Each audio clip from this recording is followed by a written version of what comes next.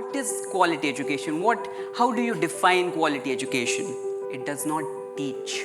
It gives children a voice. It gives us a choice. It tells us that our grades are not the only worth.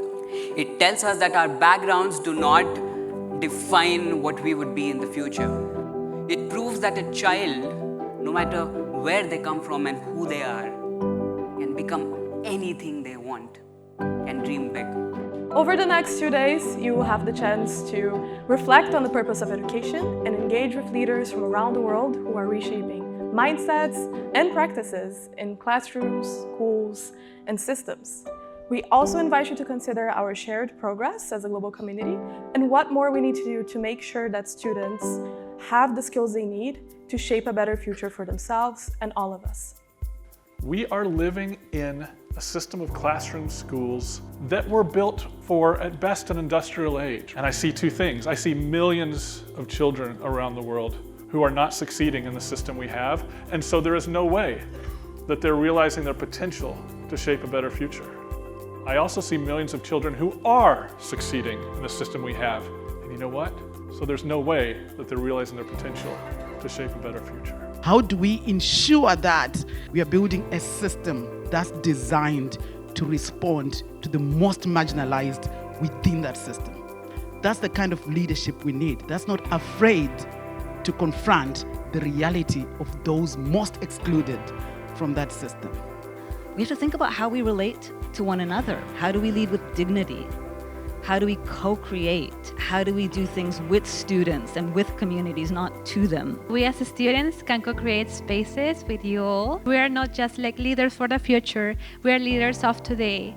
So I think like that kind of leadership that is needed right now is to recognize that we can also be part of these spaces, that we can also co-create different things together and join efforts in order to enhance our impact. The purpose of education is that constant engagement with my students who constantly challenge my thought process.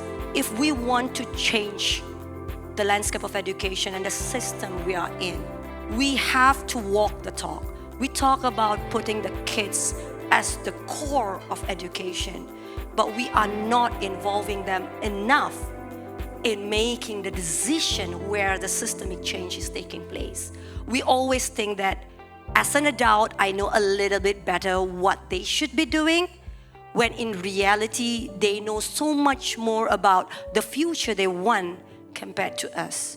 We are weaving together a global community committed to change. We are working to ensure that every child, especially those in the most underserved communities, has the opportunity to develop, not just academically, but as leaders, changemakers, and compassionate citizens of the world. It is now time for us to work together, collaborate, learn from each other, and we need to go hand in hand with people and communities that are often not talked about.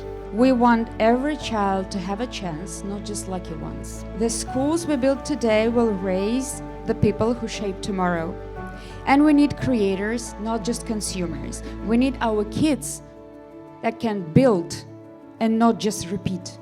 We need schools where kids don't have to survive. They need to strive. If love is the first thing I'm learning, partnership is the second. Doing this work not just for our children, but with our children.